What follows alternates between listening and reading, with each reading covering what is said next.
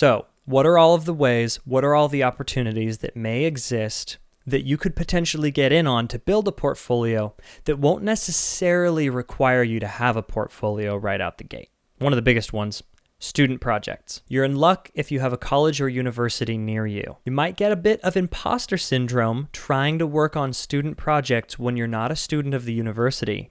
But trust me, they need as many hands as they can get. When I was first starting out, I looked around for filmmaking people, and I found one or two people that were connected to the colleges and universities. And I was able to get myself onto some of the student capstone films at the end of the year. And so without going to school, without paying the university a penny, I got dozens of hours of super valuable experience on tens of thousands of dollars worth of professional grade lighting equipment. Now, these were projects that were sponsored by and affiliated with the universities. It's even more likely that you're going to be able to help individual students on their individual projects. Every single film student has got to write a film and get it made by the end of their senior year. And it is a huge, difficult thing to do. And they need as much free labor as they can possibly get. Now, student projects obviously assumed, guaranteed that your labor is free. But there's also a lot of extremely cheap or free labor that you can do other places. Every major city or major area that I've lived in or near has had at least one, if not multiple, local film and video industry Facebook groups. Now, later on in the course, I'm going to go into even more detail about how to use these to your advantage. But here's a brief overview. Important concept real quick. Legally speaking, some states are right-to-work states and some states are not. The state of California is a unionized state, and in order to work in a specific field, you have to be affiliated with the specific union. I have always worked in right-to-work states. Now, do you have to be unionized in order to do corporate or YouTube editing work if you live in some place like California? I don't think so, but also I'm not an attorney. Do not quote me on that. I recommend some Googling. But I personally see no reason why you couldn't do at least basic corporate freelance work. At any rate, the majority of the states in the United States are right to work, meaning you don't have to be affiliated with a union. It's a completely free market of trades and services, business to business. So without unions and more formal organization, industry professionals need some way to connect. The main way that I've seen that they do it, apparently, for some reason, is Facebook groups. So literally, just go to Facebook, type in film or video production, name of the biggest city near you. There will be one or more Facebook groups that function like industry hubs for you to join. Usually they're not completely open, but if you request and say why you're requesting, the mods will usually let you in. I've had absolutely no problem inviting myself to filmmaking Facebook groups all across the country. Now, once you're in them, you can start looking for posts about free labor. Unfortunately, there's a lot of that, but it's great for you to be able to get started. Requests for free crew for on-set production is more common than post-production editing work, but it is out there. And using these Facebook groups to connect with people, to get a feel for the industry, and to look for opportunities where you could work for free or for cheap to get your foot in the door as an honest, self-admitted student, you have a good chance. You have a really good chance. Now, again, you don't have to do any of this quite yet. We haven't even opened an editing software yet, but I want to get it rolling in your mind so that it's already in your head that we're working towards building a portfolio, that is a high priority. By the time we're getting to weeks 5 and 6, you're going to feel like a bit of an editing pro. You're going to have done this enough times that you're going to be starting to get good, and you're going to need to start building a portfolio. And once we get to those sections where I'm teaching you how to build leads, you can use all of those principles and theories of how to network and make connections to start getting those gigs to build the portfolio so that we can work towards your first paid gig. The thing that I would suggest right now, which is probably the best option for you. Now, student projects and working for free in the industry are both really good beginner opportunities. Definitely recommend that you wait a few weeks until you've gotten your feet wet in the editing programs to do that.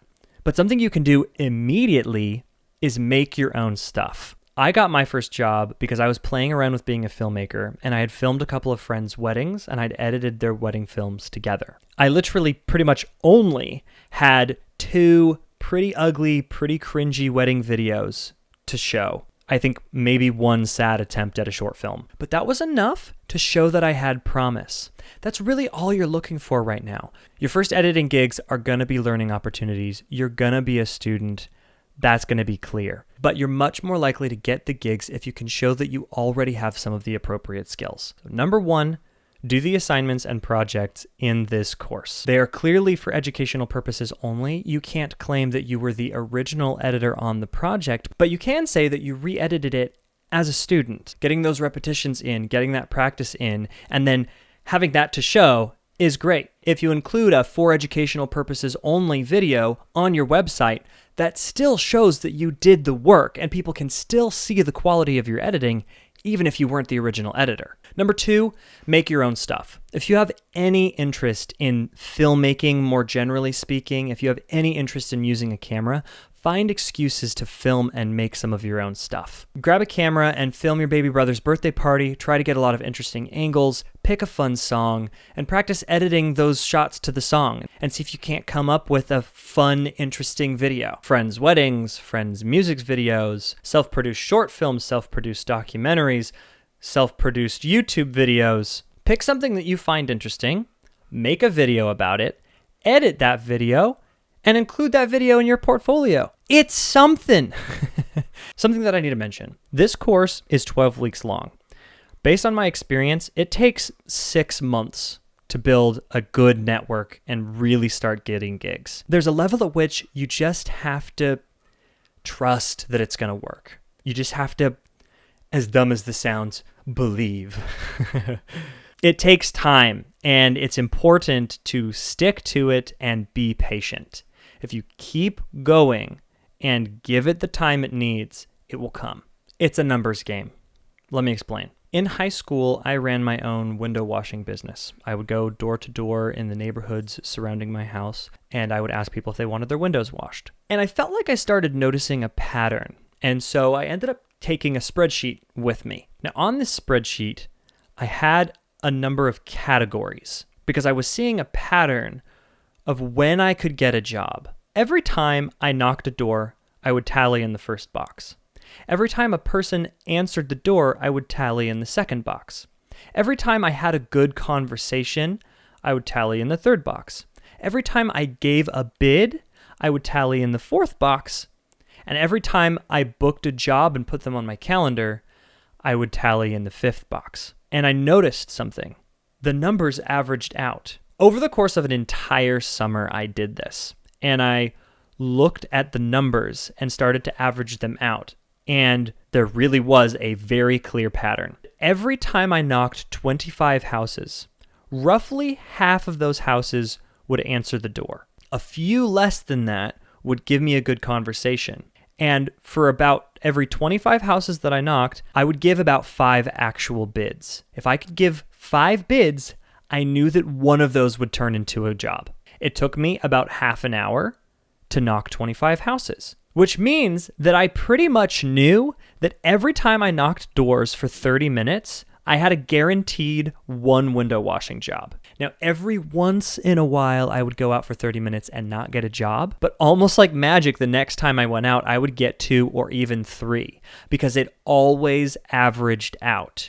Roughly every 30 minutes, I would get roughly one job, like predictably, like clockwork. Like no one was controlling this outcome, but it was predictable. The numbers were reliable. It was weird. So every time I wanted money, I would just go knock doors for half an hour because I knew if I knocked doors for half an hour, I would get a job that would take me 2 or 3 hours to do and I'd get paid $100. Great high school job, by the way. I've never been so scientific with my numbers in freelance editing, but I know that it works the same, roughly speaking. Not necessarily that every 25 people you talk to will lead to a guaranteed job, but that kind of idea. It's a numbers game. The more people you talk to, the more interactions you'll have, the more likely you are to get hired on something. The more times you get hired, the more likely you are to get hired again. The first job is always the hardest. One of my good friends and roommate always says, work begets work. You get some work, more work comes. So the more work, you get even more work. The